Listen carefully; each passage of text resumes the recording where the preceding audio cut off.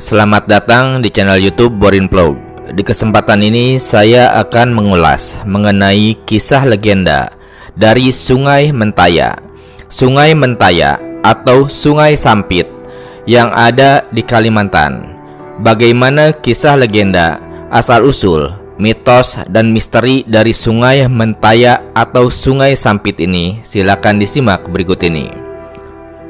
Pada zaman dahulu kala, di pinggiran Sungai Mentaya, berdirilah sebuah kerajaan bernama Kerajaan Sungai Sampit. Sang raja, yaitu Raja Lumuh Peang, terkenal karena keadilan dan kebijaksanaannya dalam memimpin Kerajaan Sungai Sampit. Rakyat hidup rukun dan damai di bawah pemerintahan Raja Lumuh Peang. Rakyat tidak merasa kekurangan dan mereka tidak pernah berselisih pendapat. Raja Lumuh Peang mempunyai 2 orang anak. Anak yang sulung adalah seorang putri yang cantik jelita bernama Lumuh Lenggana. Anak yang kedua, seorang putra yang tampan dan gagah perkasa bernama Lumuh Sumpit. Raja Lumuh Peang tidak pernah merasa disusahkan oleh keadaan rakyatnya. Demikian juga oleh kenakalan putra-putrinya. Tidak seperti biasanya, pada suatu pagi, sang raja seakan dirundung kesusahan. Apa sebenarnya yang membuat demikian? Para pengawal dan pelayannya, tidak satu pun yang tampak di dekatnya. Rupanya, Raja Lumuh Peang sedang memikirkan nasib dan juga masa depan putra-putrinya. Kapan sebaiknya aku sampaikan rahasia ini kepada putra-putriku? Sudah siapkah putra-putriku menerima tanggung jawab ini? Pertanyaan itu yang selalu membuatnya gelisah. Pagi itu, rasa-rasanya sudah tidak dapat dibendung lagi, sehingga raja menyampaikan kepada putra dan putrinya, "Putra-putriku yang amat aku sayangi, ada sesuatu yang perlu ayah sampaikan kepada kalian. Ayah pikir saat ini adalah saat yang paling tepat." Ujar sang raja. "Katakanlah ayah, kami siap mendengarkannya." Jawab kedua anaknya dengan kompak. "Baiklah, ayah ingin menceritakan kepada kalian sesuatu yang selama ini ayah rahasiakan." Ujar sang raja kembali. Raja Lumuh Peang baru mulai menceritakan rahasia kerajaan. Tiba-tiba ruangan tempat mereka berbincang-bincang memancarkan cahaya yang terang benderang. Cahaya itu tidak diketahui dari mana asalnya. "Ayah, cahaya apa ini ayah?" tanya putri Lumuh Lenggana terbata-bata. "Inilah yang hendak ayah katakan kepada kalian berdua anakku," ujar sang raja. "Putra-putriku, ada yang perlu kalian ketahui. Leluhur kalian adalah raja yang sangat dihormati, raja yang disegani oleh seluruh wilayah, bahkan dari lain wilayah. Rakyat hidup rukun dan damai. Itu semua berkat pusaka turun-temurun yang dimiliki kerajaan ini," ujar sang raja kembali. Kemudian raja membuka tutup peti yang terletak di bawah tempat duduknya. Dari dalam peti tampak sebuah benda yang berkilau cahayanya. Ternyata benda itulah yang memancarkan cahaya sehingga mereka silau semua. Batu yang bercahaya itu ternyata adalah sebuah intan yang besarnya sebesar buah pisang. Kedua anak raja pun terpukau melihat intan sebesar itu. Intan ini tak ternilai harganya dan tidak ada seorang pun yang memiliki intan seperti ini selain leluhur kita. Kakekmu memberi amanat kepada ayah. Intan ini tidak boleh dijual atau pindah tangan kepada siapapun. Pusaka ini harus dipelihara secara baik-baik, karena ini adalah lambang kejayaan kerajaan kita," ujar sang raja kepada kedua anaknya. Lumuh Lenggana dan Lumuh Sampit masih terbengong-bengong dengan apa yang mereka lihat. Dan kemudian sang raja meneruskan ceritanya. Putra-putriku, ayah sudah tidak muda lagi, bahkan sudah tidak dapat lagi meneruskan segala tugas-tugas kerajaan. Untuk itu, ayah ingin menyerahkan tahta kerajaan kepada putra dan putriku. Lumuh Lenggana, karena engkau adalah anak sulung, engkaulah yang berhak menggantikan kedudukan ayah sebagai raja di kerajaan ini. Dan engkau putraku Lumuh Sumpit, yang akan menjadi pembantumu sebagai raja. Ujar sang raja kepada kedua anaknya, jika itu sudah menjadi keputusan ayah, saya akan melaksanakan semua tugas yang ayah berikan kepada saya. Jawab sang putri Lumuh Lenggana. Berbeda dengan jawaban Lumuh Lenggana, rupanya Lumuh Sumpit kurang setuju dengan keputusan ayahnya. Putri Lumuh Lenggana duduk termenung di depan jendela sambil menikmati keindahan malam. Ia masih ragu dengan keputusan ayahnya. Ia juga tidak yakin dapat menjalankan tugas yang tidak disangkakan tersebut.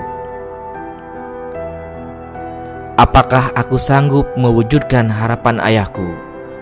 Putri Lumuh Lenggana dikenal sebagai sosok perempuan yang ramah. Lumuh Sumpit lahir tidak jauh berbeda dengan kakaknya. Lumuh Sumpit tumbuh sebagai seorang laki-laki yang gagah dan tampan. Ia tidak banyak bergaul dengan masyarakat di sekitar istana. Hari-hari Lumuh Sumpit hanya dipenuhi rencana untuk pergi berdagang. Lumuh Sumpit makin berambisi untuk mendapatkan barang-barang yang akan dijual ke daerah lain. Pagi sampai malam, ia tak henti-hentinya bekerja keras. Urusan kerajaan dan keluarga tidak pernah dipikirkannya lagi. Ia tidak lagi serius memperhatikan keperluan ayahnya yang sudah lanjut usianya. Kehidupan seorang pedagang tentu tidak selalu mendapatkan keuntungan yang besar. Ada kalanya harus menanggung kerugian. Kerugian pun pasti pernah dialami oleh Lumuh Sumpit. Namun, hal itu tidak menyurutkan semangatnya untuk terus berusaha mendapatkan keuntungan. Siang itu, suasana kerajaan menjadi heboh. Orang lalu lalang seakan ada sesuatu yang sedang terjadi. Demikian pula Putri Lumuh Lenggana. Ia mondar-mandir tak menentu. Rupanya, siang ini raja meminta Lumuh Sumpit untuk menemuinya. Kesehatan raja akhir-akhir ini semakin menurun. Raja tidak lagi melakukan aktivitas. Pemerintahan dijalankan oleh Putri Lumuh Lenggana.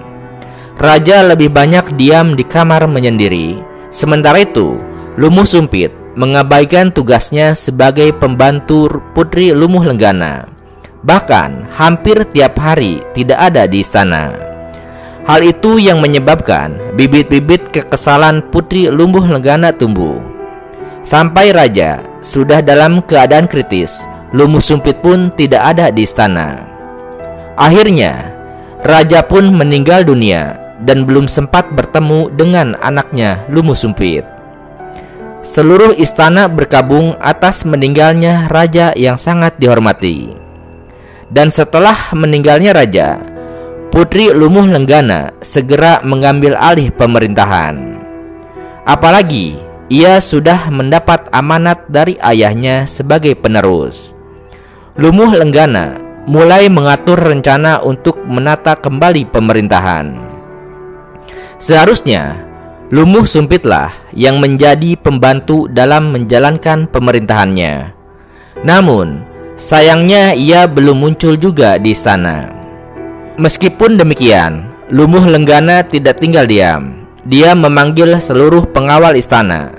Mereka diminta untuk membantu rencana kerja dari Putri Lumuh Lenggana. Aku mempunyai rencana untuk memindahkan pusat pemerintahan ke istana yang baru. Jadi, aku akan tinggal di atas rakit di Sungai Mentaya, ujar sang Putri Lumuh Lenggana kepada para prajurit dan juga pembantu di istana. Dan tiba waktunya Akhirnya Putri Lumuh Lenggana pindah ke istana yang baru. Semua urusan pemerintahan dilaksanakan di istana yang baru. Ia juga membawa intan pusaka peninggalan ayahandanya. Pengawal ada yang mengikuti Putri Lumuh Lenggana dan juga ada yang tinggal di istana yang lama. Seiring berjalannya waktu, tiba saatnya Lumuh Sumpit pulang dari berdagang setelah sekian lama tidak pulang ke istana. Betapa terkejutnya dia mendengar bahwa ayahnya telah tiada. Bahkan dia kecewa setelah mendengar bahwa pemerintahan sudah dipindah ke istana Putri Lumuh Lenggana. Selama berdagang, ternyata Lumuh Sumpit selalu merugi. Modal dagang yang ia miliki lama-lama menjadi habis, dan akhirnya ia pun pulang tanpa hasil apa-apa. Lumuh Sumpit mulai kehabisan akal. Ia pun mulai menjual harta kekayaan ayahnya untuk meneruskan usahanya. Namun, usaha itu pun sia-sia karena hutang yang harus ditanggungnya semakin besar. Lama-kelamaan, harta istana mulai berkurang. Hal itu kemudian didengar oleh Putri Lumuh Lenggana. Ia pun menjadi kesal dan marah. Timbul niat jahat Lumuh Sumpit untuk mendapatkan modal usahanya. Aku masih mempunyai cara untuk mendapatkan modal guna meneruskan usahaku. Aku akan meminta kepada Lumuh Lenggana intan pusaka itu, pikir Lumuh Sumpit. Di suatu hari, mentari makin turun di ufuk barat, senja pun telah tiada. Burung-burung terbang kian kemari mencari tempat bermalam. Suasana di tepi sungai Mentaya sangat tenang. Perahu tempat Putri Lumuh Lenggana sesekali terayun-ayun oleh gelombang sungai Mentaya. Di dalam perahu istana Putri Lumuh Lenggana tampaklah sunyi seperti tidak ada aktivitas seperti biasanya. Malam hampir tiba. Putri Lumuh Lenggana masih terdiam dan terpaku di depan jendela. Dipandanginya air sungai Mentaya yang membuat perahunya bergoyang. Pikirannya pun melayang-layang. Aku kecewa, mengapa adikku tidak ingat lagi akan tugas yang telah diamanatkan oleh ayah. Ia terlalu sibuk dengan urusannya sendiri, katanya dalam hati. Tiba-tiba seorang pengawal masuk dan menyampaikan berita. Lumuh Sumpit dikatakan telah tiba di istana Lumuh Lenggana. Para pengawal sudah siap menyambut kedatangannya. Tidak diduga, apa yang telah disiapkan sedemikian rupa ternyata tidak membuat Lumuh Sumpit senang. Justru sebaliknya, ia kelihatan tidak suka. Wajahnya tampak garang. Ia pun langsung menemui kakaknya. Dengan suara berat, ia menyampaikan niatnya kepada Lumuh Lenggana. Lumuh Lenggana, aku pikir apa yang kau lakukan sudah di luar batas. Kamu tidak meminta persetujuanku untuk memindahkan pemerintahan di atas perahu ini. Aku ini adikmu, ujar Lumuh Sumpit kepada Lumuh Lenggana. Aku akan ceritakan kepadamu adikku, jawabnya dengan tenang. Tidak perlu. Sekarang aku hanya meminta kepadamu, berikan intan pusaka itu kepadaku. Akulah yang berhak menyimpan benda pusaka itu, ujar Lumuh Sumpit. Lumuh Sumpit, intan itu aku simpan di tempat yang aman. Percayalah padaku, aku akan menjaganya, jawab Lumuh Lenggana. Lumuh Lenggana, ketahuilah, saat ini aku perlu uang. Aku minta intan itu untuk dipakai sebagai modal dagangku, jawab Lumuh Sumpit. Ketika mendengar jawaban Lumuh Sumpit, marahlah Lumuh Lenggana. Ia tidak akan mungkin memberikan benda pusaka itu jatuh ke tangan orang lain. Mana mungkin ia akan memberikan pusaka itu untuk dijual. Beranglah Lumuh Lenggana mendengar jawaban adiknya. Lumuh Lenggana beserta para pengawal membuat penjagaan yang lebih baik di sekitar istana. Hal itu untuk menghindari rencana perebutan intan oleh Lumuh Sumpit. Namun, Sampai siang hari, tidak ada tanda-tanda akan ada orang yang berusaha merebut intan pusaka tersebut. Hingga pada suatu malam, di saat bulan purnama, suasana di sekitar istana tampak sunyi. Tanpa sepengetahuan siapapun, Putri Lumuh Lenggana pergi keluar istana. Ia melihat-lihat sekeliling perahu. Ia merencanakan untuk menyembunyikan intan pusaka di luar istana. Aku akan menyembunyikan intan ini di tempat yang paling tersembunyi, dan tidak ada satu orang pun yang akan aku beritahu, katanya dalam hati. Di sisi lain, pada malam yang sudah direncanakan oleh Lumuh Sumpit, ia berangkat seorang diri menuju istana perahu kakaknya. Sebaliknya, penjagaan di istana Putri Lumuh Lenggana semakin ditingkatkan. Malam itu, seperti malam-malam sebelumnya, Putri Lumuh Lenggana belum tidur meskipun sudah larut malam. Ia khawatir adiknya akan datang untuk mencuri intan pusaka, sehingga ia harus waspada. Lumuh Sumpit ternyata sudah sampai di dekat perahu Lumuh Lenggana. Ia mulai memasuki wilayah istana. Demikian juga, Lumuh Lenggana sudah mengetahui gelagat adiknya. Secepatnya, Lumuh Lenggana mengambil intan pusaka untuk dibawa lari keluar istana. Ia berusaha sekuat mungkin untuk berlari menghindari adiknya. Malam itu, usaha Lumuh Sumpit untuk mendapatkan intan pusaka pun gagal. Lumuh Lenggana dapat bersembunyi dari kejaran adiknya. Dan keesokan harinya, Lumuh Sumpit mencari tahu kemana kira-kira kakaknya menyembunyikan intan pusaka tersebut. Ditelusurilah jalan-jalan di sekitar Sungai Sampit atau Sungai Mentaya, tetapi tidak ada tanda-tanda Lumuh Lenggana bersembunyi di tempat tersebut. Hingga akhirnya, Putri Lenggana melihat adiknya dari kejauhan. Ia menuju tempat persembunyiannya.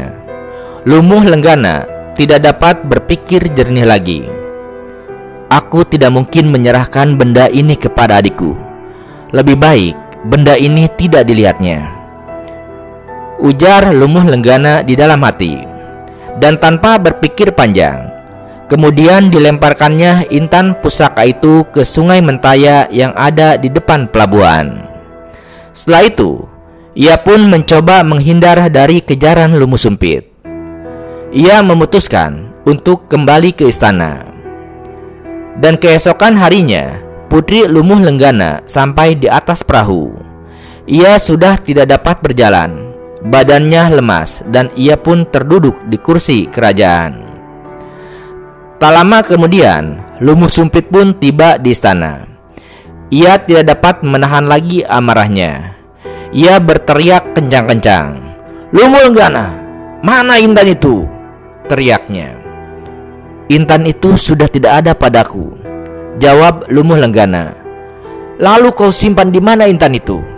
Pengawal, cepat putuskan tali mahligai itu," ujar Lumuh Sumpit kepada para pengawalnya. Dan ketika melihat mahligai itu hanyut, Lumuh Sumpit memerintahkan agar tambatan perahu juga dilepaskan. Putri Lumuh Lenggana menyadari bahwa nyawanya terancam. Sebentar lagi dia akan mati. Putri Lumuh Lenggana berdiri di tengah mahligainya sambil mengangkatkan tangannya ke atas dan berdoa di hadapan Sang Pencipta. Suara Putri Lumuh Lenggana menggema di udara. "Ya Tuhan yang Maha Kuasa, yang menciptakan langit dan bumi, turunkanlah kutukan atas kami supaya hamba tidak mati oleh pedang adikku sendiri. Tetapi biarkanlah hamba mati meninggalkan seluruh tanggung jawab kami sebagai raja karena kehendak-Mu dan atas perbuatan-Mu. Terimalah permohonan kami ya Tuhan," ujar Putri Lumuh Lenggana. Tiba-tiba langit menjadi gelap gulita. Hujan turun dengan derasnya. Air seperti dicurahkan dari langit. Badai dan topan datang dengan kencangnya. Di tengah-tengah hujan badai itu terdengar suara petir menggelegar. Suasana semakin mencekam, tampak asap mengepul bersamaan dengan bunyi guntur. Asap seperti belerang panas membumbung ke angkasa dan menimbulkan kabut. Akhirnya, mahligai dan perahu Putri Lumuh Lenggana pecah berkeping-keping dan tenggelam di dasar Sungai Mentaya. Peristiwa itulah yang kemudian sekarang dikenal oleh masyarakat di sepanjang Sungai Mentaya, terutama di sebelah hulu yang dikenal dengan Pulau Lepeh dan juga Pulau Hanaut. Jarak kedua pulau itu sekitar 1 km, terletak di antara Kota Samuda dan juga Kota Sampit. Pulau Lepeh dipercaya oleh masyarakat sebagai bekas mahligai Putri Lumuh Lenggana, dan Pulau Hanaut adalah bekas kapal dari Putri Lumuh Lenggana. Sampai saat ini, orang tua di Samuda dan juga Sampit percaya jika orang berlayar melewati kedua pulau tersebut, melihat tali ijuk sebesar pohon pinang berjuntai di pantai pulau tersebut, itu pertanda akan mendapatkan untung besar dalam perjalanannya. Itulah kisah legenda yang ada di Sungai Mentaya atau Sungai Sampit, yaitu mengenai kisah sebuah kerajaan bernama Kerajaan Sungai Sampit, yang mana juga dikisahkan mengenai intan sakti atau intan pusaka yang dimiliki oleh Kerajaan Sungai Sampit atau Sungai Mentaya, yang akhirnya tenggelam dan menjadi legenda yang ada di dasar Sungai Mentaya.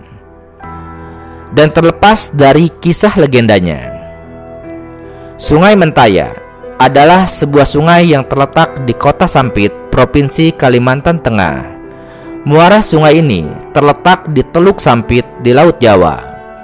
Dalam bahasa Dayak Ot Danum, Sungai Mentaya disebut Batang Danum Kupang Bulan. Sungai Mentaya merupakan sungai utama yang dapat dilayari perahu bermotor, walaupun hanya 67% yang dapat dilayari. Hal ini disebabkan karena morfologi sungai yang sulit, endapan dan alur sungai yang tidak terpelihara, endapan gosong, serta bekas-bekas potongan kayu. Dari Teluk Sampit, sungai ini membujur ke arah utara melewati Kota Sampit. Di sebelah utara Kota Sampit, sungai ini terbagi dalam beberapa anak sungai yang lebih kecil. Salah satunya adalah Sungai Sampit yang berhulu di arah timur laut. Sebagaimana sungai-sungai lainnya di Kalimantan, Sungai Mentaya menjadi sarana transportasi utama bagi masyarakat di sekitar sungai, baik sebagai transportasi manusia maupun aneka barang seperti kayu dan barang tambang. Hal ini didukung dengan terdapatnya Pelabuhan Sampit. Sungai Mentaya pada tahun 1980-an, terutama bagian muaranya, menjadi salah satu tempat penyu mendarat di Kota Sampit, Kabupaten Kota Waringin Timur, selain di sekitar kawasan pantai Ujung Pandaran, Kecamatan Teluk Sampit, Kabupaten Kota Waringin Timur. Meskipun untuk saat ini binatang penyu ini semakin langka dan sulit ditemukan di kawasan ini. Nah, itulah kisah legenda terkait dengan Sungai Mentaya atau dikenal juga dengan nama Sungai Sampit yang ada di Kalimantan Tengah. Terima kasih sudah menyimak kisah ini di channel YouTube Borin Vlog. Di channel ini Anda juga bisa menyimak berbagai kisah legenda, baik itu asal-usul sungai maupun asal-usul gunung, baik itu yang ada di Pulau Kalimantan maupun berbagai wilayah Indonesia. Terima kasih atas perhatiannya dan sampai jumpa di cerita lainnya.